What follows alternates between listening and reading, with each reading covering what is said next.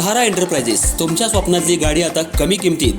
इचलकरंजी शहरालगत असलेल्या कबनूर चंदूर रोडवर कोन्नूर पार्कमधल्या सहारा एंटरप्राइजेस इथं पश्चिम महाराष्ट्रातली विविध बँका आणि फायनान्स कंपन्यांनी जप्त केलेल्या जुन्या दुचाकी आणि चारचाकी गाड्यांची विक्री केली जाते।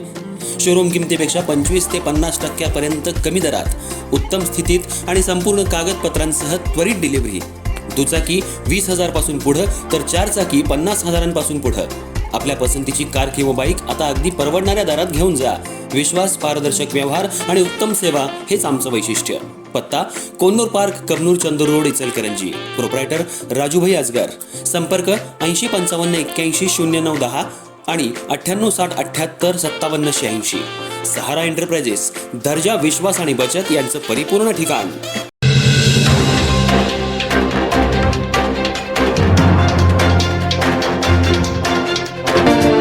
इचलकरंजी महानगरपालिकेमध्ये गेल्या काही दिवसांपासून आवाडे गट 22 कोटींच्या टेंडरवरून वादाच्या भोवऱ्यात सापडलाय। आजच्या विशेष सभेला हळवणकर गटाच्या नगरसेवकांसह उपमहापौर यांनी पाठ फिरवली। तसंच एका हॉटेलमध्ये बैठक घेऊन पुढची रणनीती आखण्यात आली। इचलकरंजी महानगरपालिकेमध्ये गेल्या 6 महिन्यांपूर्वी भाजपला जनतेने एकहाती सत्ता दिली, पण सत्ता दिल्यापासून आवाडे हळवणकर गटात सध्या वादाची ठिणगी पडली आहे।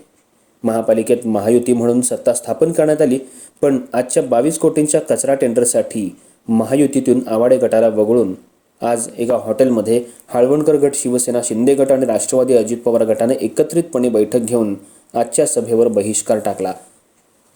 त्याचबरोबर आजच्या सभेला उपमहापौर अनिल डाळ्या यांनीही पाठ फिरवली। पुढची रणनीती आखण्यासाठी भाजपचे वरिष्ठ नेते, जिल्हाध्यक्ष या बैठकीला आले होते। आवाडे गटाचा मोठा हस्तक्षेप सध्या मतदारसंघामध्ये, महापालिकेमध्ये होऊ लागलाय।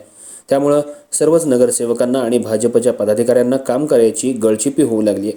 त्यामुळे भाजपच्या वरिष्ठ नेत्यांकडे आमदार, महापौर तसंच काही नगरसेवकांची तक्रार मुख्यमंत्री फडणवीस यांच्याकडे करणार असल्याची सूत्रांची माहिती आहे।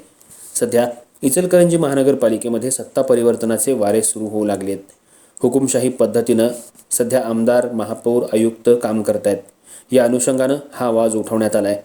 आजच्या या महासभेच्या 22 कोटीच्या कचरा टेंडरच्या विरोधात नगरसचिव, मुख्यमंत्री, उपमुख्यमंत्री तसंच न्यायालयामध्ये तक्रार दाखल करणार असल्याची माहिती हळवणकर गटाच्या नगरसेवकांनी दिली आहे।